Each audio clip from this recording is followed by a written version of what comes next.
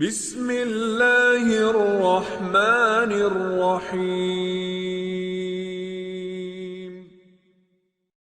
حسبي ربي جل الله ما في قلبي غير الله نور محمد صلى الله لا إله إلا الله حسبي ربي جل الله ما في قلبي. الحمد للہ رب العالمین وصلی اللہ علی محمد وآلہ الطیبین الطاہرین المعصومین واللعنۃ الدائمۃ علی اعدائہم اجمعین اما بعد فقد قال اللہ تبارک وتعالی فی کلام المجید وفرقان الحمید وقول الحق بسم اللہ الرحمن الرحیم ان ھذا القرآن یہدی للتی ہی اقوم، بے شک یہ قرآن ہدایت کرتا ہے ایسے راستے کی طرف جو سب سے پائیدار ہے، سب سے محکم راستہ ہے۔ آج انشاءاللہ ہم سورہ رعد کی ابتدا سے شروع کریں گے۔ سورہ رعد مکی صورتوں میں سے ہے جو مکہ میں نازل ہوئی، اور اس سورت کی ٹوٹل 43 آیات ہیں، 43، اور اس صورت میں جو ہے وہ زیادہ تر چونکہ مکی صورتوں میں زیادہ تر عقائد، توحید اور اللہ تعالیٰ کی خلقت کے بارے میں، قیامت کے بارے میں موضوعات ہیں۔ اسی طرح اس صورت میں بھی توحید کی دعوت ہے، شرک سے مقابلہ ہے، قیامت اور معاد کا تذکرہ ہے، اور قرآن کی حقانیت اور اس کی عظمت کا بیان ہے۔ اس میں اسرار خلقت اور افرینش کو بیان کیا گیا ہے، اور اسی طرح سے اس صورت میں یہ ہے کہ آسمان کو اللہ تعالیٰ نے خلق فرمایا اور اس میں ستون قرار دی، لیکن ایسے ستون ہیں جو آپ کو نظر نہیں آتے۔ آسمان، سورج، چاند کی تسخیر کے بارے میں، زمین کے بچھانے کے بارے میں، پہاڑوں اور نہروں، درختوں، خلقت زمین اور آسمان اور عجائب خلقت کے بارے میں ہے۔ اور اسی طرح سے قرآن کریم اس میں بیان کیا گیا کہ اللہ تعالیٰ نے کس طرح سے جو ہے وہ زمین کے اندر اللہ نے مختلف نعمتیں ہمارے لیے بنائی ہیں، انگوروں کے باغات، نخلستان، لہلاتی کھیتیاں، اور یہ تمام جو ہے وہ انسان کے لیے وہ تمام عجائب خلقت کو اس میں بیان کیا گیا۔ پھر اس سورت کو سورہ رعد کہنے کی وجہ یہ ہے کہ رعد کہتے ہیں کڑک کو، بجلی کی کڑک کو۔ یہ سنگین آواز جو ہے وہ جو جب چمکتی ہے بجلی تو وہ جو سنگین آواز ہے اس کو رعد کہتے ہیں۔ تو اس میں اللہ تعالیٰ کی جو ہے وہ قدرت اور اللہ تعالیٰ کی نشانیوں کے طور پر اس کو بیان کیا گیا ہے کہ وہ سورج جو ہے وہ بجلی کی کڑک اور چمک کے ساتھ جو ہے وہ تیز آواز آتی ہے، یہ اللہ تعالیٰ کی قدرت کی نشانی ہے، اور آسمان اور زمین کے رہنے والے جو اس کی عظمت پروردگار کے سامنے سجدہ ہوتے ہیں۔ اور اسی طرح سے بیان کیا گیا کہ اللہ تعالیٰ نے ہمیں آنکھیں دی ہیں، کان دیے ہیں، بینائی دی ہے، اس لیے کہ ہم عبرت حاصل کریں اور جو ہے وہ خدا کے سوا، خدا کے علاوہ کسی کے سامنے سجدہ ریز نہ ہوں۔ انسانوں کو دعوت فکر دی گئی ہے کہ فکر کریں تاکہ وہ حق اور باطل کے درمیان پہچان کر سکیں۔ تو بس سورہ رعد میں اعتقادات اور ایمان اور خدا تعالیٰ کی توحید کا تذکرہ ہے، ہمیں دعوت دیتی ہے حقیقی ایمان کی طرف۔ تو اب پہلی آیت سے شروع کرتے ہیں۔ بسم اللہ الرحمن الرحیم۔ الف لام را، الف لام میم را، تلک آیات الکتاب والذی انزل الیک من ربک الحق ولکن اکثر الناس لا یؤمنون۔ الف لام میم را حروف مقطعات میں سے ہے، اور جن کا تذکرہ گزر چکا پہلے۔ قرآن کریم کی 29 صورتیں ہیں جن کے شروع میں حروف مقطعات آئے ہیں، اور معمولاً وہ صورتیں کہ جن میں حروف مقطعات سے آغاز ہوا ہے اس میں اس کے بعد جو ہے وہ قرآن کی عظمت اور اہمیت کے بارے میں آیت موجود ہے، اور اسی وجہ سے بعض لوگوں نے مفسرین نے کہا ہے کہ ان حروف مقطعات کا تعلق بھی قرآن کی عظمت سے ہے، اور ایسے رموز ہیں جو خدا اور رسول کے درمیان ہیں، اور ان رموز کے ہم آشنائی نہیں رکھتے اس کا معنی کیا ہے۔ یہی کہہ سکتے ہیں کہ یہ علامتیں ہیں اس بات پر کہ قرآن جو ہے وہ عظیم ہے اور عظمت قرآن کے اوپر ایک دلیل ہے۔ فرمایا تلک آیات الکتاب، یہ قرآن کریم کی آیات ہیں، یہ کتاب کی آیات ہیں۔ والذی انزل الیک من ربک، اور وہ جو کہ نازل کیا گیا آپ کی طرف آپ کے رب کی طرف سے، الحق وہ حق ہے۔ ولکن اکثر الناس لا یؤمنون، لیکن اکثر لوگ ایمان نہیں رکھتے۔ تو قرآن کریم کی عظمت کا بیان ہے کہ یہ قرآن کی آیات ہیں، اور یہ وہ کتاب ہے کہ جسے آپ کے رب کی طرف سے نازل کیا گیا برحق کہ جس میں کوئی شک اور شبہ نہیں، جیسے کہ سورہ بقرہ کے آغاز میں بھی فرمایا کہ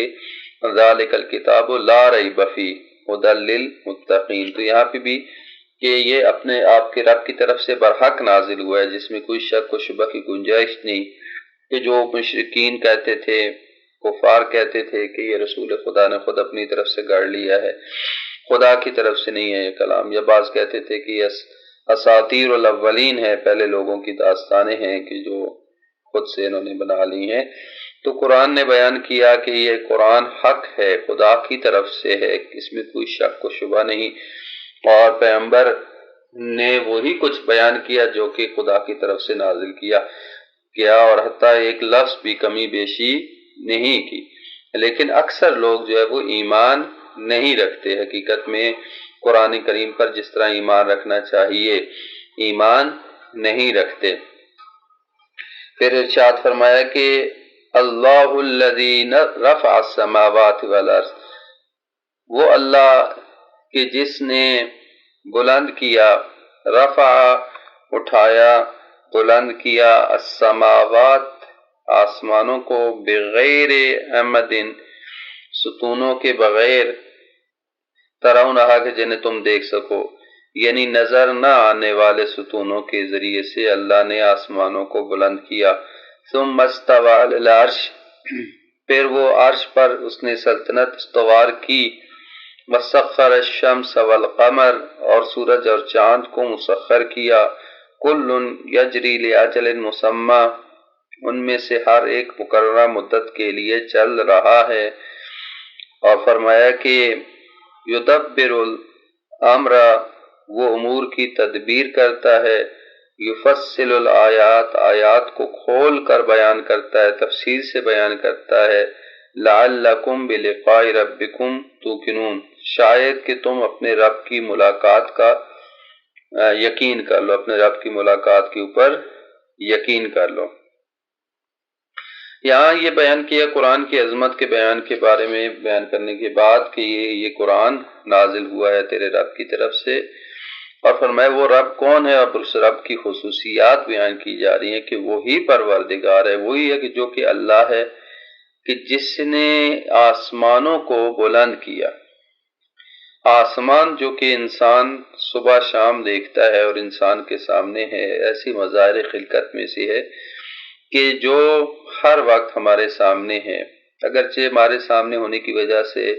اور ہم اس کے عادی ہو گئے، اور ہم نے کبھی اس کے اسرار میں اور کبھی اس کے اندر جو اتنی عجائب اس کے اندر موجود ہیں اس میں تو کبھی فکر نہیں کی۔ بعض چیزیں انسان کے لیے عادی ہو جاتی ہیں، جب عادی ہو جاتی ہیں تو انسان مثلا سورج ہر روز نکلتا ہے، ٹھیک ہے، تو اب ہمیں سورج کے بارے میں کوئی تعجب نہیں ہوتا، لیکن کبھی سوچیں تو یہ سورج کیا ہے، تو کتنا بڑا ایک آگ کا گولا ہے کہ جو ہماری زمین سے بھی کتنے گنا جو ہے وہ سینکڑوں گنا بڑا ہے، اور کب سے جو ہے وہی روشن ہے، اور اسی طرح سے چمکتا دمکتا ہر روز ہم دیکھتے ہیں، اسی آب و تاب کے ساتھ کوئی اس کی تمازت میں کمی نہیں آتی۔ تو یہ قدرت کی نشانیاں، اسی طرح سے آسمان ہم دیکھتے ہیں، لیکن چونکہ ہمارے لیے بعض چیزیں عادی ہو جاتی ہیں تو پھر ہم اس کی طرف غور نہیں کرتے، توجہ نہیں کرتے۔ تو آسمانوں کو اگر ہم غور کریں یا رات کی تاریکی میں ستاروں کو دیکھیں، اور ستاروں کے جھرمٹ کا دیکھیں کہ کروڑوں اربوں خربوں ستارے کے جو گننے میں نہیں آتے، ان کو دیکھے تو انسان کو پھر جو ہے وہ احساس ہوتا ہے کہ یہ کائنات کیا ہے، یہ آسمان کیا ہے، یہ آسمان کی وسعتیں کیا ہیں کہ جو اتنی عظیم ہیں، اور پھر اس کو بنانے والا کتنا عظیم ہوگا۔ تو بس یہ اللہ تعالیٰ کی عظمت کا احساس اس وقت ہوتا ہے کہ جب ہم آسمانوں کے بارے میں فکر کریں۔ فرمایا کہ اسی نے آسمانوں کو بلند کیا۔ اب آسمان کی حقیقت کیا ہے، اس کے بارے میں خود آج تک سائنس جو کسی نتیجے تک نہیں پہنچی کہ آسمان جو 7 آسمان اللہ تعالیٰ نے بیان کیے وہ 7 آسمان کیا ہیں۔ ہمیں تو ہماری جہاں تک نظر پہنچتی ہے ہمیں ستارے اور کہکشائیں اور گلیکسیز اور یہی نظر آتا ہے۔ آیا یہی گلیکسیز، یہی ستارے، یہ سب جو ہے وہ یہی آسمان ہے، یہ آسمان اول ہے، آسمان دوم ہے، آسمان سوم ہے، آسمان ہفتم کہاں پہ جو 7 آسمانوں کا اللہ تعالیٰ نے تذکرہ کیا ہے۔ تو جو ہمیں قرآن کریم سے روایات سے ملتا ہے، جو کچھ آج تک ہم کشف کر چکے ہیں، اور جتنے یہ سیارے، جتنی کہکشائیں، جتنے گلیکسیز، جتنے جو ہے وہ موجود ہیں، یہ سب کے سب آسمان اول ہے، کیونکہ اللہ تعالیٰ نے فرمایا کہ نَزَيَّنَّا السَّمَاءَ الدُّنْيَا بِمَصَابِيحَ، کہ ہم نے آسمان دنیا کو، دنیا کا جو آسمان ہے اس کو ان ستاروں کے ساتھ مزین کر دیا ہے۔ تو جو کچھ ابھی تک ہمیں نظر آ رہا ہے اور جو کچھ کشف ہو رہا ہے یہ سب آسمان اول ہے۔ اب اس سے آگے کیا ہے، آسمان دوم کیا ہے، آسمان سوم کیا ہے، آج تک جو ہے وہ انسان کے لیے کشف نہیں ہوا۔ تو یہ اتنی وسیع کائنات ہے۔ تو فرمایا کہ اس سب کو اللہ تعالیٰ نے آسمانوں کو بلند کیا ہے، اور ان کے درمیان ستون موجود ہیں۔ اب ایسے ستون ہیں کہ ترونہ، جن کو تم دیکھ نہیں، بغیر عمد ترونہا، یعنی ایسے ستونوں کے ذریعے سے نہیں بلند کیا کہ جنہیں تم دیکھ سکو۔ اس کا مفہوم کیا ہے؟ اس کا مفہوم یہ ہے کہ کچھ ایسے ستون ہیں جنہیں تم نہیں دیکھ سکتے۔ اور یہ قرآن کریم کے جو ہے وہ سائنسی اعتبار سے معجزہ ہے کہ قرآن نے جو بیان کیا کہ جو غیر مرئی ستونوں کی جو بات کی جا رہی ہے کہ یہ کون سے ستون ہیں، تو آج سائنسدان یہ کہتے ہیں کہ یہاں پہ شاید جاذبہ اور دافع کی بات کی جا رہی ہے۔ وہ جو ہے وہ جاذبہ، وہ مقناطیسی جاذبہ جیسے سورج جیسے کہ موجود ہے، مختلف ہمارے نظام شمسی کے درمیان موجود ہیں کہ تمام کے تمام جو ہے وہ سیارے گردش کرتے ہیں اور سورج کے گرد گردش کرتے ہیں، خاص مدار میں گردش کر رہے ہیں۔ اسی طرح سے باقی مختلف جو نظام شمسی موجود ہیں، پھر کہکشاؤں میں باقاعدہ ایک جذب اور کشش اور جاذبہ موجود ہے، زمین کے اندر جاذبہ اور کشش موجود ہے۔ یہ ساری جو نظام جو اللہ تعالیٰ نے قرار دی، یہ جو جاذبہ اور دافع کا جو سسٹم اللہ تعالیٰ نے رکھا ہے، جس کی وجہ سے توازن موجود ہے، اور کوئی بھی ستارہ اور کوئی بھی سیارہ اپنے جو ہے وہ مدار سے خارج نہیں ہوتا، تو اس کو ایسے ستونوں سے تعبیر کیا گیا ہے کہ جو کہ ایسے مضبوط ستون ہیں کہ جو دیکھنے میں نہیں آتے۔ یہ مادی ستونوں کی بات نہیں کی جا رہی، نامرئی ستونوں کی بات کی جا رہی ہے، اور نامرئی ستونوں سے مراد وہ کشش یا وہ جو ہے وہ قوت ہے کہ جو ان کے درمیان اللہ تعالیٰ نے رکھی ہے۔ تو یہ قرآن کریم کا وہ سائنسی معجزہ ہے کہ جو آج سے 1400 سال پہلے، اور ممکن ہے ابھی بھی حقیقت تک سائنسدان نہ پہنچے ہوں، کسی حد تک ان کو مطلب ایک نتیجے تک پہنچے ہیں کہ شاید اس سے مراد ایسے یہ ستون ہے کہ جن کے جاذبہ اور دافع کی جو کشش موجود ہے۔ ممکن ہے اس کے بعد سائنس کچھ اور نظریے پہ پہنچ جائے، کوئی اور نظریہ لے لے۔ تو بہرحال کچھ ایسے حقائق ہیں کہ جن کو ابھی تک ہم درک نہیں کر سکتے، اور قرآن نے ان کی طرف اشارہ کیا ہے۔ پھر فرمایا کہ ثم استوى علی العرش، پھر وہ عرش پر مسلط ہو گیا۔ اب یہاں پہ یہ مراد نہیں ہے کہ خدا تعالیٰ کا کوئی عرش ہے، کوئی تخت ہے جس کے اوپر خدا تعالیٰ بیٹھتا ہے، جس طرح کے بعض مسلمانوں نے نظریہ اپنایا اور اللہ تعالیٰ کے جسم کے قائل ہو گئے۔ امامیہ کے نزدیک جو ہے وہ خدا تعالیٰ مجسم نہیں ہے، جسم اللہ تعالیٰ کا نہیں ہے۔ خدا تعالیٰ کی ذات ایسی ذات ہے کہ اللہ نور السماوات والارض، آسمانوں اور زمین کا نور ہے۔ اللہ تعالیٰ کی ذات ایسی ہے کہ جو کہ ہماری آنکھوں سے مشاہدہ نہیں ہو سکتی، ہمارے لیے قابل درک نہیں ہے. جیسے حضرت موسیٰ علیہ السلام نے کہا کہ رب ارنی، جیسے کہ حضرت موسیٰ کی قوم کے کچھ افراد نے کہا کہ ہم چاہتے ہیں کہ تیرے خدا کو دیکھیں، تو حضرت موسیٰ نے تقاضا کیا تو خدا نے فرمایا کہ اے موسیٰ لن ترانی یا موسیٰ تم مجھے ہرگز نہیں دیکھ سکتے، ٹھیک ہے، صرف دیکھنا چاہتے ہو تو اس پہاڑ پہ دیکھو، میں تجلی کروں گا. جب پہاڑ پہ تجلی کی تو پہاڑ جو ہے وہ کیا ہو گیا، وہاں پہ جل کر راکھ ہو گیا. تو اللہ تعالیٰ جو ہے وہ ہماری آنکھوں سے قابل دید نہیں ہے، آنکھوں سے اس کا مشاہدہ نہیں کیا جا سکتا. لہذا یہاں پہ جو فرمایا کہ استوى علی العرش، آسمان کے اوپر اس نے سلطنت استوار کی، تو اس کا مطلب یہ نہیں کہ خدا تعالیٰ نے کسی خاص جگہ پہ مسلط ہو گیا، خاص جگہ پہ بیٹھ گیا. پوری کائنات میں اس لیے ہم کہتے ہیں کہ ہر جگہ خدا موجود ہے، کیونکہ وہ محدود نہیں ہے، کسی جگہ خاص نہیں ہے. ایسا نہیں ہے کہ ایک جگہ ہو دوسری جگہ نہ ہو. اگر ہم خدا کے لیے کوئی جگہ مخصوص کر دیں تو اس کا مطلب یہ کہ خدا محدود ہو جاتا ہے، محدود نہیں ہے، وہ لا محدود ہے. تو لہٰذا یہاں پہ مراد یہ کہ اللہ تعالیٰ نے اپنی سلطنت، اپنی قدرت کو وہاں پہ مسلط کیا، ایک نظام بنا دیا، ایک سسٹم بنایا، اور سسٹم کے تحت پوری کائنات کو کنٹرول کرتا ہے. وہ عرش الہی کیا ہے؟ وہ عرش الہی شاید جو ہے وہ بعض یہ کہتے ہیں کہ وہ کیسا نظام قدرت ہے کہ جو اللہ تعالیٰ نے ایک جگہ کو مقرر کیا ہے کہ جس کے ذریعے سے پوری کائنات وہاں پہ کنٹرول ہوتی ہے، پورا سسٹم وہاں پہ کنٹرول ہوتا ہے. جانیے کہ خدا تعالیٰ وہاں پہ بیٹھا ہوا ہے. اسی طرح سورج اور چاند کو مسخر کر دیا، یعنی سورج اور چاند تابع فرمان الہی ہیں، اور وہ اس کے حکم کے تابع ہو کر ترتیب سے جس طرح سے اللہ نے ان کے اندر نظم قرار دیا ہے، جس طرح سے ترتیب رکھی، اسی ترتیب سے اسی گردش میں آتے ہیں. ٹھیک ہے، وہ ایک وقت تھا کہ لوگ کہتے تھے سورج حرکت میں ہے، زمین ساکن ہے، لیکن آج جو ہے وہ یہ چیز کشف ہو چکی ہے، اور قرآن نے بھی بیان کیا ہے کہ الشمس تجری لمستقر، سورج بھی حرکت میں ہے، چاند بھی حرکت میں ہے. کہ اس کائنات میں کوئی چیز بھی ساکن نہیں ہے، زمین بھی حرکت میں ہے. ٹھیک ہے، زمین کی جو حرکت ہے، اور زمین اور باقی اپنے سیاروں کے ساتھ سورج کے گرد گردش میں ہے، اور خود سورج بھی حرکت میں ہے. سورج اپنے محور کے گرد گردش میں اور اپنے تمام سیاروں کے ساتھ بھی جو ہے وہ پوری ہمارا نظام شمسی مکمل اپنے سورج اپنے مکمل سیاروں کے ساتھ حرکت میں ہے. تو اس کائنات میں کوئی بھی سیارہ، کوئی بھی ستارہ جو ہے وہ ساکن نہیں ہے، پوری سب کے سب گردش میں ہے. کل یجری، سب کے سب چل رہے ہیں، جیسے قرآن نے بیان کیا. تو اسی طرح سے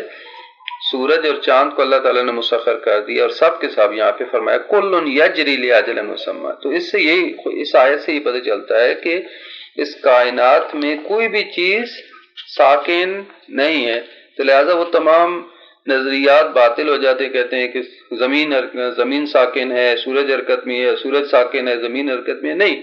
قرآن نے جب بیان کیا دیا کل یجری، سب کے سب حرکت میں ہے، چاہے سورج ہو، چاہے چاند ہو، چاہے دیگر ستارے ہو، چاہے زمین ہو، کل یجری، سب کے سب حرکت میں ہے، لیکن ایک خاص مدت تک کے لیے، مقرر وقت کے لیے. اور اس کے بعد جو ہے وہ قیامت برپا ہو جائے گی، اور سب کے نظام تہس تہس ہو جائے گا اور ٹکرا جائیں گے آپس میں. تو ایک خاص مدت ہے، خاص مقررہ وقت ہے جو اللہ تعالیٰ کے علم میں اور کسی کے علم میں نہیں ہے کہ کب تک جو ہے وہ یہ نظام سلسلہ اسی طرح سے جاری ہے. فرمایا کہ جو ہے وہ مقررہ مدت تک کے لیے، اور وہی امور کی تدبیر کرتا ہے، تمام کے تمام امور کی تدبیر اسی، کیونکہ رب العالمین جب ہم کہتے ہیں یعنی خدا رب ہے، تو رب یعنی تدبیر امور کرنے والا. لہٰذا ہم رب العالمین خدا کے علاوہ کسی کو رب نہیں کہہ سکتے. ٹھیک ہے، جو کہتے ہیں علی رب ہے یا فلاں ہے یا دوسرے، یہ شرک ہے. رب فقط وہی ہے، خدا تعالیٰ کے علاوہ کوئی رب نہیں، چونکہ وہ مدبر الامور وہی ہے. قرآن یہ کہتا ہے یدبر الامور، وہی امور کو چلاتا ہے، پوری کائنات کی تدبیر. ہاں، اس نے فرشتے مقرر کیے ہوئے ہیں، مختلف جتنے بھی نظام ہیں ان نظاموں میں اللہ تعالیٰ نے ڈپٹیاں لگائی ہوئی ہیں. فرشتے مقرر اس نظام تکوین میں، کائنات کے اندر جو تکوین کا نظام ہے ان میں اللہ تعالیٰ نے فرشتوں کی ڈپٹیاں لگائی ہیں. کوئی بارش برساتا ہے، کوئی ہوائیں چلاتا ہے، یہ فرشتوں کے کچھ موت روح کو قبض کرتے ہیں. ٹھیک ہے، تو یہ فرشتوں کے اللہ تعالیٰ کی طرف سے ڈپٹیاں ہیں، اور فرشتے اس کے حکم کے تابع ہیں، فرمان ہیں. تو اللہ تعالیٰ اس کائنات کا تدبیر اصلی کرنے والا، یا اس کائنات کو چلانے والا وہی ہے یفصل الآیات، وہ آیات کو تفصیل سے کھول کر ہمارے لیے بیان کرتا ہے کہ شاید کہ ہم اس اپنے رب کی ملاقات کا یقین کر لیں، بلقاء ربکم توقنون، شاید کہ تم اپنے رب کی ملاقات کا یقین کر لو۔ ملاقات رب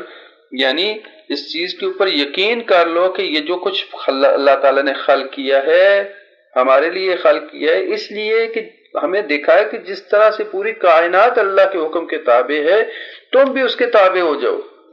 ٹھیک ہے؟ جب یہ سورج، یہ چاند، یہ ستارے، یہ آسمان، یہ کہکشائیں سب اللہ کے حکم کے تابع ہیں، اور اتنی عظیم یہ کائنات جب حکم الہی سے ذرا لحظے کے لیے بھی تمرد نہیں کرتی، اس کی خلاف ورزی نہیں کرتی، تو تم کیا چیز ہو اس کائنات کے مقابلے میں؟ تو ذرا بھی نہیں ہو، تو ایک ذرا برابر بھی نہیں، اور کیسے ہو سکتا ہے کہ تم اس خدا کے حضور میں جو ہے اس کی خلاف ورزی کرو اور اس کے تابع فرمان نہ ہو، ٹھیک ہے؟ یہ تو اس کے حلم ہے، اس کی بردباری ہے کہ ہمارے نافرمانیوں کو دیکھتے ہوئے بھی چشم پوشی کرتا ہے، اور پھر بھی کہتا ہے کہ اے میرے بندے آ جا، میں تجھے معاف کر دوں گا۔ خدا کو ہماری کیا ضرورت ہے؟ خدا تو بے نیاز ہے، پوری کائنات اس کے حکم کے تابع ہے، یہ چاند، یہ ستارے، یہ آسمان، یہ کہکشائیں سب اس کے حکم کے تابع، ایک لحظے کے لیے بھی ادھر سے ادھر نہیں ہوتے، اللہ تعالیٰ کے حکم کے تابع۔ یہ ہمیں دکھا رہا خدا تعالیٰ کہ دیکھو مجھے تمہاری ضرورت نہیں ہے، تمہیں میری ضرورت ہے، لہذا اب تم جو ہے وہ بلقاء ربکم توقنون، شاید کہ تم اپنے رب سے ملاقات کا یقین کر لو۔ یا ایھا الانسان انک کادح الی ربک کدحا فملاقی، کہ انسان تو مسلسل حرکت میں ہے، تیزی سے حرکت میں ہے، مشقت کے ساتھ حرکت میں ہے اپنے رب کی طرف، فملاقی، پس اس سے ملاقات کرے گا۔ اب تو یقین کرے نہ کرے ملاقات تو کرنی ہے، ٹھیک ہے؟ ملاقات تو کرنی ہے، اب اس ملاقات کے لیے اپنے آپ کو تیار کر۔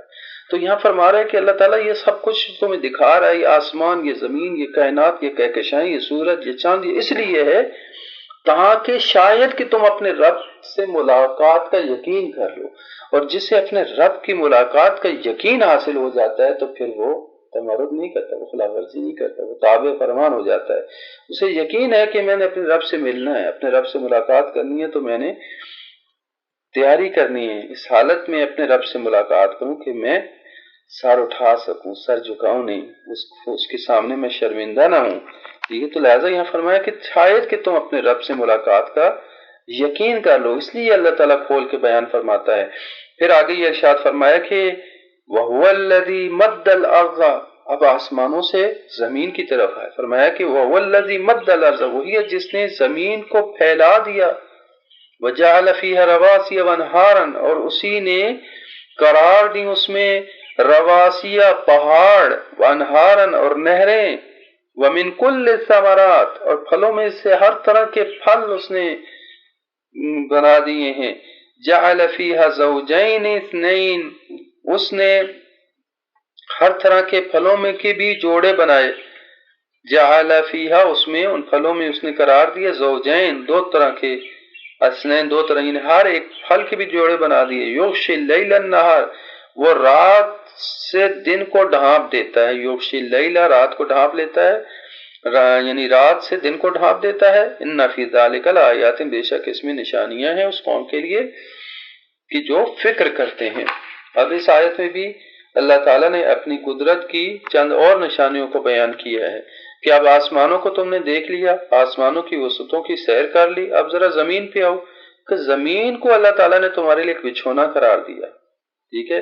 اللہ تعالیٰ فرماتا ہے کہ اس زمین کو تمہارے لیے مہادا، تمہارے لیے مہد قرار دیا، تمہارے لیے بچھونا قرار دیا، تمہارے لیے جھولے کی طرح قرار دیا، کہ زمین حرکت کرتی ہے، مسلسل گردش میں ہے، بڑی تیزی سے حرکت کر رہی ہے، لیکن ہمیں اس حرکت کا احساس ہی نہیں ہوتا، ہمیں سکون آتا ہے، ہمیں لوری مل رہی ہے۔ یہ زمین جس طرح سے جھولا حرکت کرتا ہے اور بچے کو اس جھولے میں سکون آ رہا ہوتا ہے، اسی طرح سے زمین مسلسل حرکت میں ہے، گردش میں ہے، لیکن اس کے باوجود زمین اپنے محور کے نزدیک گرد بھی گردش میں ہے، سورج کے گرد بھی گردش میں ہے، کئی گردشیں ہیں، ایک حرکت نہیں ہے سورج زمین کی، کئی حرکتیں ہیں، کئی جہتوں سے حرکت کر رہی ہے، لیکن اس کے باوجود ہمیں اس کا احساس تک نہیں ہوتا. کیوں؟ اللہ تعالیٰ نے اس کو فرمایا کہ اس کو ہم نے تمہارے لیے مہاد کرا دیا، مہد کرا دیا، تمہارے لیے جھولے کی طرح کرا دیا ہے، تم اس میں سکون پاؤ. تو فرمایا کہ زمین کو پھیلا دیا، اس طرح سے پھیلا دیا کہ اس زمین کے اندر اللہ تعالیٰ نے ہر طرح کے پھل لگا دیے، باغ لگا دیے، اسی زمین کے اندر پہاڑ قرار دیے. اور پہاڑوں کے بارے میں قرآن کریم میں دوسری جگہ پہ بیان فرمایا کہ یہ جو پہاڑ ہیں یہ اللہ تعالیٰ نے اس لیے زمین میں گاڑ دیے ہیں تاکہ یہ زمین کے اندر کیل اور میخ کا کردار ادا کرتے ہیں، کہ زمین کے اندر یہ میخوں کی طرح گاڑ دیے ہیں. اور اگر یہ پہاڑ نہ ہوتے تو زمین کے اندر جو یہ اعتدال موجود ہے، میزان موجود ہے، یہ اعتدال نہ رہتا. زمین مسلسل زلزلے آتے زمین کے اندر، اور زمین جو ہے وہ اس طرح سے جس طرح سے ہموار چل رہی ہے اور گردش کر رہی ہے، ہمیں احساس تک نہیں ہوتا، اس طرح سے نہ ہوتا. زمین جھٹکے لگتے، زمین کو زلزلے آتے، کبھی ہم سنبھل نہ سکتے. ٹھیک ہے، تو یہ پہاڑ اللہ تعالیٰ نے قرار دیے، اللہ تعالیٰ کی قدرت کی نشانی ہے. فرمایا کہ راسیہ محکم اور مضبوط پہاڑ ہیں جو کہ اللہ تعالیٰ نے قرار دیے ہیں. اور پھر جو ہے وہ فرمایا کہ اس میں اللہ تعالیٰ نے جو من کل ثمرات، پھلوں میں سے ہر طرح کے پھل اللہ تعالیٰ نے اس میں قرار دیے ہیں، اور پھلوں کو میں بھی جوڑے بنائے ہیں. اب یہ بھی اللہ تعالیٰ کی جو قدرت کی نشانی ہے، اور یہ سائنسی انکشافات میں سے قرآن کریم کے کہ جو آج جا کے سائنس جو ہے اس نتیجے پہ پہنچ رہی ہے کہ جس طرح انسانوں میں اللہ تعالیٰ نے جوڑے بنائے ہیں، حیوانات میں جوڑے بنائے ہیں، اسی طرح سے نباتات میں، پھلوں میں، ٹھیک ہے، پھولوں میں، یہاں پہ بھی جوڑے موجود ہیں، اور ان میں جفت موجود ہیں، نر و مادہ موجود ہیں. یعنی حتیٰ پھلوں میں اور نباتات میں بھی نر و مادہ موجود ہیں، اور اس سے ان کی آگے تولیدی نسل ہوتی ہے اور نسل آگے بڑھتی ہے. ٹھیک ہے، یہ اللہ تعالیٰ کی قدرت کی نشانی ہے. اور یہ بعض چیزیں ایسی ہیں کہ جو آہستہ آہستہ ہمارے لیے ظاہر ہو رہی ہے، اور شاید اس میں سے بھی کچھ حصہ ہمارے لیے ابھی تک کشف ہوا ہو بہت ساری چیزوں کا. تو یہاں پہ اس چیز کی طرف اشارہ ہے کہ اللہ تعالیٰ نے پھلوں میں بھی جو ہے وہ جوڑے قرار دیے ہیں، زوجین قرار دیے ہیں. ان پھلوں میں بھی زوجین ہیں، اثنین، دو طرح کی. یغشی الليل، اور پھر وہی ہے جو رات کو دن سے ڈھانپ دیتا ہے، دن کو رات سے ڈھانپ دیتا ہے. یعنی رات اور دن مسلسل حرکت میں ہے، گردش میں ہے. یہ بھی اللہ تعالیٰ کی نشانیاں ہیں، اور اس میں نشانیاں اس قوم کے لیے جو فکر کرتے ہیں، سوچتے ہیں. تو یہ فکر کرنے کا جو ہمیں بار بار تاکید کی گئی ہے، اس لیے کہ ہم سوچیں، فکر کریں، دنیا کی زندگی میں اتنے مگن نہ ہو جائیں کہ ہمارے لیے وقت ہی نہ ہو، فرصت ہی نہ ہو فکر کی. اس لیے یہ کہا گیا ہے کہ اپنے اوقات میں سے، رات اور دن کے کچھ اوقات میں سے کچھ ٹائم فکر کے لیے رکھو. ٹھیک ہے، اتنے محو نہ ہو جاؤ زندگی میں مگن کے اصل وقت ہی نہیں ہے ہمارے لیے، فرصت نہیں ہے کسی چیز کو. اس کائنات کے بارے میں، ان چیزوں کے بارے میں، اپنی زمین کے نظام کے بارے میں، اپنی زندگی کے بارے میں، اپنے ہدف زندگی پر فکر کریں، سوچیں. اور اس لیے فرمایا گیا فکر و ساعتین افضل من عبادت 70 سنہ، 1 گھنٹہ فکر کرنا 70 سال کی عبادت سے افضل ہے. کیوں؟ فکر یہی، یہ جو قرآن بیان کر رہا ہے، یہ فکر کرنا، نہ یہ کہ اپنے کاروبار کے بارے میں فکر کرنا اور اپنے جس طرح سے ہم روزمرہ اپنی روٹین کے فکر کریں. نہیں، فکر اس کائنات کے بارے میں فکر کرنا کہ اللہ تعالیٰ نے کیوں خلق کیا، ہدف خلقت کیا ہے، کائنات کیا ہے، یہ نظام کیا ہے، یہ اتنی وسیع نظام، وسیع اللہ تعالیٰ نے یہ کائنات جو بنائی ہے کس لیے بنائی ہے، اس کے بارے میں. یہ جو انسان فکر کرتا ہے، یہ انسان کی جو فکر ہے وہ انسان کو غفلت سے نکالتی ہے، انسان کو توحید کی طرف لے کے آتی ہے، انسان کو اپنے ہدف خلقت کے نزدیک کرتی ہے، اور انسان جو ہے متوجہ ہوتا ہے کہ اللہ تعالیٰ نے یہ عبث خلق نہیں کیا، بے مقصد خلق نہیں کیا اس کائنات کو، اس زمین کو،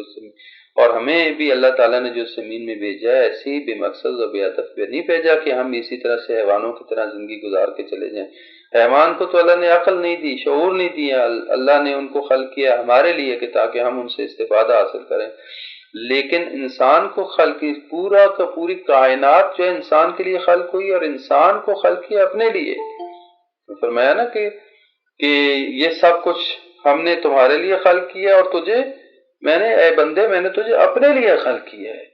کہ وہ خدا کی جو پوری کائنات تو اس کے حکم کے تابع ہے، اور سب کو اللہ تعالیٰ نے مسخر کیا ہے، لیکن انسان کو تھوڑا سا اختیار دیا ہے، تو انسان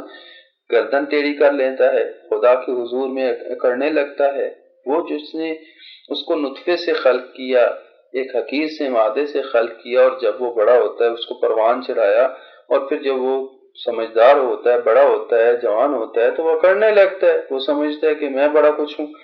تو یہ اس لیے یہ فکر انسان کو متوجہ کرتی ہے اور خدا تعالیٰ کی نزدیک کرتی ہے، خدا کی طرف لے کے جاتی ہے۔ یہ جو ہے وہ فکر کرنے کی قرآن کریم بار بار ہمیں اسی لیے دعوت دے رہا ہے کہ ان فی ذالک لآیات لقوم یتفکرون، کی فکر کرتے ہیں وہ لوگ، ان کے لیے نشانیاں ہیں۔ پھر ارشاد فرماتا ہے کہ وفی الارض قطع متجاورات، اور جو زمین پر ایسے قطعات ہیں کہ جو ایک دوسرے سے ملے ہونے کے باوجود ایک دوسرے سے مختلف ہیں۔ قطع متجاورات وجنات من اعناب، یعنی کچھ روئی زمین پر ایسے قطعے ایسے ہیں کہ جو ایک دوسرے سے ملے ہونے کے باوجود ایک دوسرے سے مختلف ہیں۔ اور پھر فرمایا کہ ایسے باغات ہیں، وجنات، اور ایسے باغات ہیں من اعناب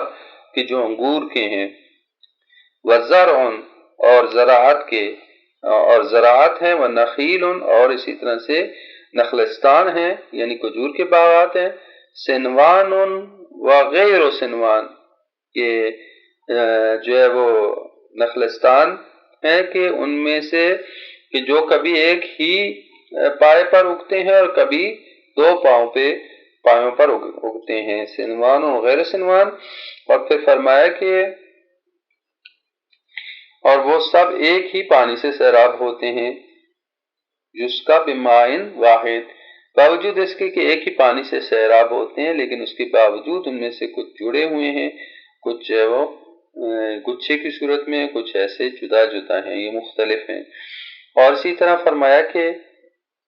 وَنُفَضِّلُ بَعْضَهَا عَلَىٰ بَعْضٍ فِي الْأُكُلِ، اور اس کے باوجود جبکہ ایک ہی پانی سے سیراب ہوتے ہیں، اس کے باوجود ان میں سے بعض کو بعض کے لحاظ سے ہم دوسرے پر برتری دیتے ہیں، بعض جو ہے وہ زیادہ شیریں ہیں، بعض زیادہ میٹھے ہیں، بعض زیادہ ذائقے والے ہیں دوسرے بعض سے، حالانکہ ایک ہی پانی سے جو ہے وہ سیراب ہوئے ہیں۔ فرمایا کہ ان فی ذالک لآیات لقوم یعقلون، بے شک اس میں نشانیاں اس قوم کے لیے جو کہ عقل سے کام لیتے ہیں۔ تو اب یہاں پہ توجہ فرمائے کہ پہلے اللہ تعالیٰ نے اس زمین کے بارے میں فرمایا کہ زمین کو ہم نے بچھونا قرار دیا، اور پھر جو ہے وہ اس بات کی طرف آیا کہ اس زمین کو پھر محکم بنایا، مضبوط بنایا، اور اس میں پہاڑ قرار دیے، اور پھر نہریں چلائیں کہ نہروں کے ذریعے سے زمین سیراب ہوتی ہے۔ پھر اس کے بعد جو ہے وہ اس میں پھل اگائے ہیں، مختلف پھل لگائے ہیں، باغات لگائے ہیں۔ فرمایا کہ اس زمین کے اوپر جو ہے وہ کچھ حصے ہیں، مختلف حصے ہیں کہ متجاورات، جو کہ ایک دوسرے کے ساتھ جو ہے وہ مختلف ہیں، کچھ ٹکڑے ہیں کہ باوجود اس کے کہ زمین یہ آپس میں ملے ہوئے ہیں لیکن ایک دوسرے سے مختلف ہیں، کچھ زرخیز ہیں، کچھ بنجر ہیں، کچھ پہاڑی ہیں، کچھ بے آب و علف ہیں، کچھ سرسبز ہیں،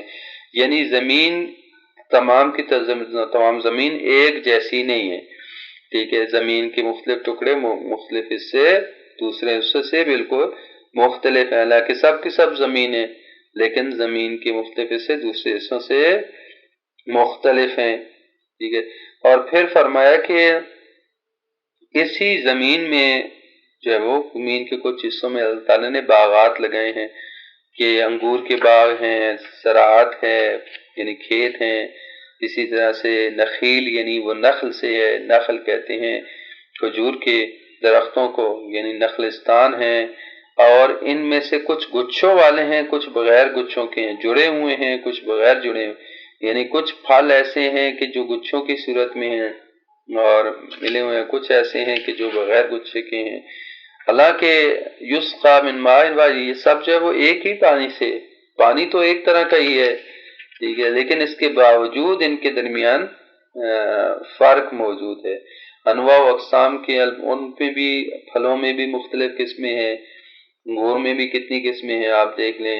اسی طرح سے آپ دیکھ لیں آج کل مالٹوں کا مثلا دور ہے تو مالٹے میں کتنی قسمیں آ جاتی ہیں، اسی طرح آم جو ہے وہ گزرے دن آموں کی کتنی قسمیں ہیں، اسی طرح کھجور کی کتنی قسمیں ہیں، یعنی ہر پھلوں کے اندر بھی پھر اتنی اللہ تعالیٰ نے اس کے اندر انواع و اقسام رکھی ہیں، انگوروں میں، زراعت میں، پھلوں میں، کھجوروں میں، ان میں ہر ایک میں اللہ تعالیٰ نے مختلف انواع و اقسام جو ہے وہ قرار دی ہیں۔ یہ مختلف اللہ کے فرمایا کہ یسقا من بماء واحد، ایک ہی طرح کا پانی سے ان کو سیراب کے، یہ مثلا ممکن ہے ایک ہی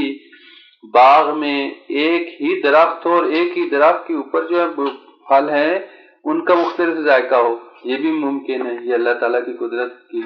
ایک ہی باغ میں ایک ہی طرح کے پھل سے سیراب ہونے کے باوجود جو ہے وہ ایک ہی کھاد ان کو ڈالی گئی، ایک ہی طرح سے پیارے، اس کے باوجود آپ دیکھیں ان پھلوں میں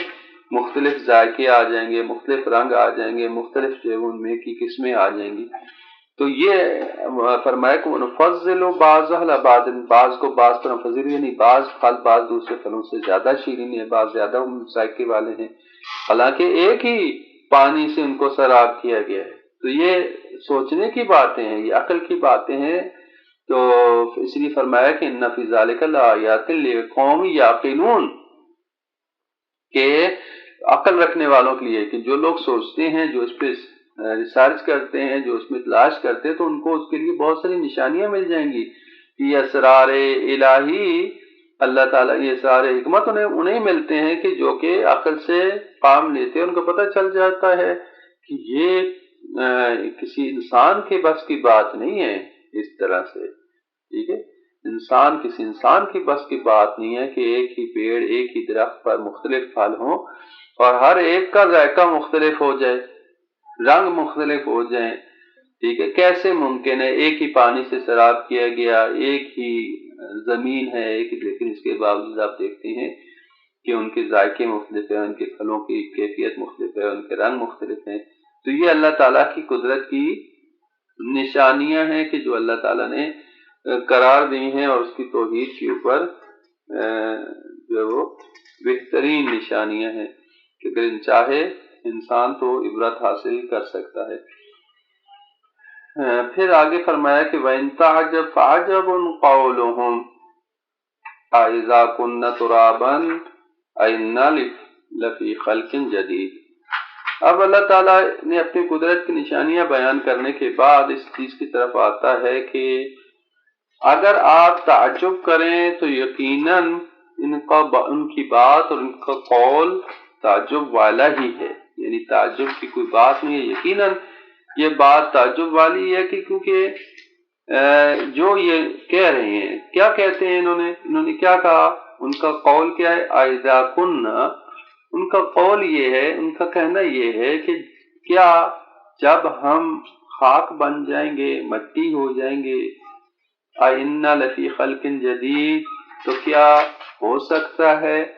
کہ ہم ایک نئی خلقت کے ساتھ پیدا کیے جائیں، ہم جو ہے وہ دوبارہ ہمیں جنم دیا جائے، ہم دوبارہ اٹھائے جائیں؟ یعنی اگر فرمایا رسول سے کہ اگر تو کسی چیز پر تعجب کرنا چاہتا ہے تو ان کی بات پر تعجب کر، کتنی عجیب بات یہ کہتے ہیں کہ کیا جس وقت ہم مٹی ہو گئے تو دوبارہ زندہ ہوں گے اور ہم نئی خلقت کے ساتھ پلٹ آئیں گے؟ اولئک الذین کفروا بربہم، یہ وہ لوگ ہیں جو اپنے رب کی ملاقات کر اپنے رب کے کافر ہو گئے ہیں۔ وَأُولَئِكَ الْأَغْلَالُ فِي أَعْنَاقِهِمْ، یہی وہ لوگ ہیں کہ جن کی گردنوں میں زنجیریں ہیں، جن کی گردنوں میں توق ہوں گے، اغلال ہیں، غل یعنی زنجیر، گردن میں توق ہوں گے، اور اولئک اصحاب النار، وہ آگ والے ہیں، اہل دوزخ ہیں، ہم فیہا خالدون، اس میں ہمیشہ رہنے والے ہیں۔ یعنی اب فرمایا کہ اللہ تعالیٰ تعجب فرما رہا ہے کہ یہ کائنات میں فکر نہیں کرتے، اس زمین کی وسعتوں میں فکر نہیں کرتے، آسمان اور زمین کی طرف نہیں دیکھتے، پھر یہ تعجب کرتے ہیں، اور فرمایا کہ اگر آپ تعجب کریں تو ان کی بات واقعاً قابل تعجب، یہ کہتے ہیں کہ کیسے ممکن ہے کہ ہم جب خاک بن جائیں گے تو ہم دوبارہ اٹھائے جائیں؟ وہ اتنا عظیم رب ہے جو اتنی وسیع کائنات بنا سکتا ہے، صبح شام تم دیکھتے ہو پھل پھل اگتے ہیں، میوے لگتے ہیں، سبزیاں اگتی ہیں، یہ سب کون کرتا ہے؟ اس خاک سے، اس مٹی سے جو سب کچھ نکلتا ہے کون کرتا ہے؟ خدا ہی کرتا ہے۔ کیا وہ اس قادر نہیں ہے کہ اگر تم خاک بن جو تمہیں دوبارہ زندہ کر سکے؟ ٹھیک ہے، کیا وہ اس بات پہ قادر نہیں ہے کہ جب تم کچھ نہیں تھے اس نے تمہیں خلق کر لیا؟ ٹھیک ہے، تو اگر دوبارہ تم مٹی بن گئے تو دوبارہ خلق نہیں کر سکتا؟ اس بات پہ کہ فرمایا کہ ان کی یہ بات کتنی تعجب والی ہے کہ یہ کہہ رہے ہیں کہ آئنہ اذا كنا ترابا، کہ جب ہم خاک بن جائیں، آئنہ لفی خلق جدید، کہ کیا ہو سکتا ہے کہ ہم دوبارہ ایک نئی خلقت کے ساتھ پیدا کر دیے جائیں؟ یہ لوگ جو کہ خدا دوبارہ اٹھائے جانے کے بارے میں جب وہ انکار کر رہے ہیں، آخرت کا انکار کر رہے ہیں، قیامت کا انکار کر رہے ہیں، یہ حقیقت میں خدا کے منکر ہیں۔ یہ وہ لوگ ہیں کہ جو خدا اپنے رب کے کافر ہو گئے ہیں، اور اس کے نتیجے میں کیا ہوگا؟ ان کے گردنوں میں توق ہوں گے، اور یہ آگ آتش جہنم میں ڈالے جائیں گے، اس میں ہمیشہ رہیں گے۔ یہ توق انہوں نے خود تیار کیے ہیں، یہ توق انہوں نے، کیونکہ دیکھیں یہ توق کیا ہے؟ توق بندگی کا توق ہے، ٹھیک ہے، غلامی کا توق ہے۔ وہ جو کہ خدا کے سامنے بندہ نہیں بنتا، خدا کا بندہ نہیں بنتا، تو وہ بندہ شیطان کا بن جاتا ہے، وہ طاغوت کا بندہ بن جاتا ہے، وہ جہان کا بندہ بن جاتا ہے، وہ مادے کا بندہ بن جاتا ہے، دنیا کا بندہ بن جاتا ہے۔ ٹھیک ہے، یہ توق انسان خود تیار کرتا ہے۔ ٹھیک ہے، جب انسان اپنے آپ کو خدا کے حضور میں سجدہ ہو جاتا ہے تو وہ آزادی اس کو ملتی ہے، خدا اس کو آزاد کرتا ہے۔ ٹھیک ہے، ٹھیک ہے، تو ایک سجدہ جسے تو گراں سمجھتا ہے 1000 سجدوں سے آدمی کو دیتا ہے نجات، اس لیے کہ خدا کے سامنے جو جھک جاتا ہے اور عبد خدا بن جاتا ہے تو وہ حقیقت کی معنی میں آزاد ہو جاتا ہے۔ لیکن جو خدا کے سامنے نہیں جھکتا اور خدا کا انکار کرتا ہے اور اپنے رب کے سامنے نہیں جھکتا تو پوری دنیا کے سامنے ہو چکے گا، پوری دنیا کا غلام بن جائے گا۔ تو یہ توق ان کی گردنوں پہ جو ڈالے جائیں گے، یہ توق خود ان کی دنیا میں ہی اپنے لیے تیار کر لی ہے۔ اور آگ، یہ آگ جہنم کی آگ بھی انسان خود تیار کرتا ہے۔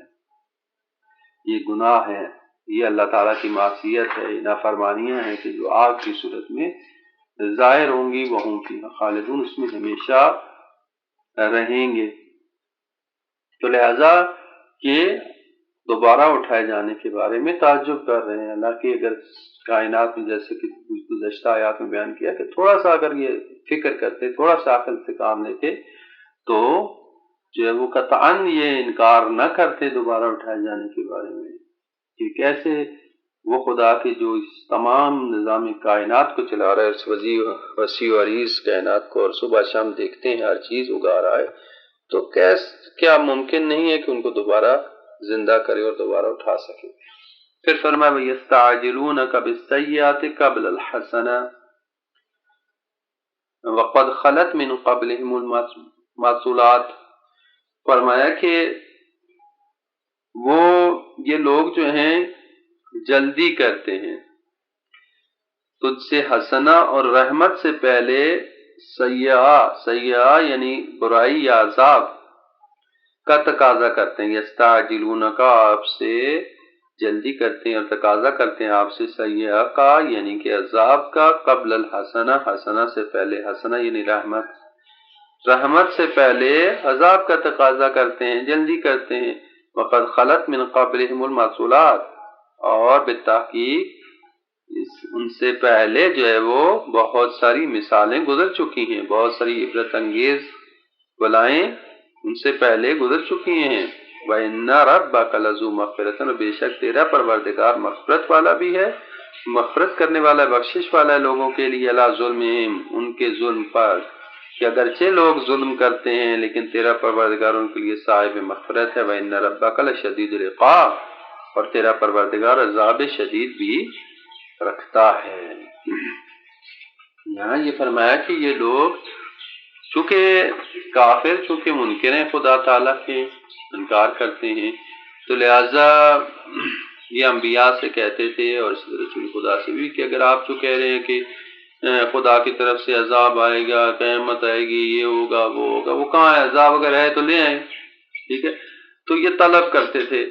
تو اللہ تعالیٰ فرما رہا ہے کہ یہ آپ سے سیئہ کی جلدی کرتے ہیں حسنہ سے پہلے، خدا کی رحمت سے پہلے عذاب کو مطالبہ کر رہے ہیں، کہہ رہے ہیں کہ اگر وہ عذاب ہے تو لے آؤ، کہ ان کو بڑی جلدی ہے عذاب کی۔ دفعہ فرمایا کہ ان سے پہلے کتنی قومیں ہیں جو کہ ہلاک ہوئی ہیں، ذرا گزشتہ زمانوں کے گزشتہ امتوں کے بارے میں تو خبر لیں، تاریخ انسانیت بھری پڑی ہے، کتنی قومیں تھیں، کتنی ان سے پہلے قد خلت من قبل مسولات، اس طرح کی نسلیں گزری ہیں، اس طرح کی قومیں گزری ہیں کہ جنہوں نے اللہ سے تقاضا کیا عذاب کا اور عذاب آیا ان کے اوپر، اور پھر اب تم جو ہے وہ فقط تاریخ کا ایک حصہ بن گئے ہیں، ان کے تم جو ہے وہ سرگوشی بھی نہیں سن سکتے کہ کہاں گئے وہ لوگ، کہاں ہیں وہ لوگ، ان کے اوپر عذاب آیا۔ ان لوگوں نے جو ہے وہ عذاب کا مطالبہ کیا اور اللہ تعالیٰ کی طرف سے شدید عذاب آیا ان کے اوپر، لہٰذا اس سے عبرت حاصل کرو کہ اس سے پہلے کہ تمہیں فرصت دی گئی ہے، اس فرصت سے استفادہ کرو، اللہ تعالیٰ کی رحمت سے استفادہ کرو، باوجود اس کے تم جو ہے وہ عذاب کا تقاضا کر رہے ہو۔ فرمایا کہ تیرا پروردگار باوجود اس کے کہ یہ لوگ اپنے اوپر ظلم کرتے ہیں، اس ظلم کے باوجود خدا تعالیٰ رحمت کرتا ہے، وہ مغفرت کرتا ہے، بخشش کرتا ہے۔ اگر کوئی بخشش کا مطالبہ کرے، مغفرت کا مطالبہ کرے تو مغفرت اس کو بخش دیتا ہے۔ خدا دیکھ رہا ہے کہ یہ ظلم کیا انہوں نے، لیکن پھر بھی بخش دیتا ہے۔ لیکن اتنے ہی ڈر میں کہ خدا تعالیٰ کی رحمت کا مطالبہ کرنے کی بجائے خدا کے عذاب کا مطالبہ کرتے ہیں۔ فرمایا کہ اگر خدا کے عذاب کا مطالبہ کرنا ہے تو یہ بھی جان لو کہ جس طرح خدا تعالیٰ صاحب مغفرت ہے، اسی طرح سے ان ربک لشدید العقاب، تمہارا پروردگار سخت عذاب والا بھی ہے، لہذا اس کے عذاب سے ڈرو، اس سے پہلے کہ تمہیں اس کا عذاب آ کے لے لے، تم اس کے عذاب سے ڈرو اور اپنے آپ کو بچاؤ اور اپنے گناہوں کے اوپر مغفرت طلب کرو۔ خدا تعالیٰ جو ہے وہ عفو بخشش والا ہے، وسیع مغفرت والا ہے۔ جیسے حدیث میں پیغمبر اکرم نے فرمایا کہ لولا عفو اللہ وتجاوزہ ما ہونا احد العیش، اگر خدا کی عفو بخشش نہ ہوتی تو زندگی ہرگز کسی کے حلق میں گوارا نہ ہوتی۔ ولولا وعید اللہ وعقابہ، اور اگر خدائی تحدیدیں اور سزائیں نہ ہوتی لا تکل کل واحد، تو ہر شخص اس کی رحمت کے نام پر جو چاہتا انجام دیتا۔ تو ایک طرف خدا تعالیٰ کی طرف سے عفو اور بخشش بھی ہے، ایک طرف سے خدا تعالیٰ جو ہے وہ کہ عقاب بھی بڑا شدید ہے۔ خدا کی رحمت کے امیدوار ہونا چاہیے اور خدا تعالیٰ کے عذاب سے ہمیں ڈرنا چاہیے۔ اس لیے مومن کے لیے کہا گیا کہ مومن ہمیشہ خوف اور رجا کے درمیان رہتا ہے، اللہ کے عقاب کا خوف ہو اور اللہ کی بخشش کی امید ہونی چاہیے، درمیان میں رہنا چاہیے، نہ بہت زیادہ امیدوار بن جائیں اور نہ ہی بہت زیادہ خوفزدہ ہو جائیں کہ نا امید ہو جائیں، بلکہ امید بھی ہو اور خوف بھی ہو، امید اور رجا کے درمیان، خوف اور رجا کے درمیان جو ہے مومن کو رہنا چاہیے کہ خدا کی مغفرت کا امید بھی ہے اور خدا کے عذاب کا خوف بھی ہے۔ تو یہاں تک کافی ہے۔ اللہ تعالیٰ ہم سب کو جو ہے وہ اپنی اطاعت کرنے کی توفیق عطا فرمائے، اپنے نیک بندوں میں سے قرار دے، قرآن کریم کو سمجھ کر اس پر عمل پیرا ہونے کی توفیق عطا فرمائے۔ صلی اللہ علی محمد وآلہ الطاہرین۔